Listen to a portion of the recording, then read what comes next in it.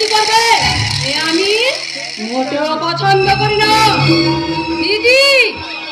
তাছাড়া নারী নির্যাতনের নামে মিথ্যে ভাষণ দিয়ে এই সমাজের বুকে তোমরা যা করে ফেলেছ তা বেলেলা করা ছাড়া আর কিছু না।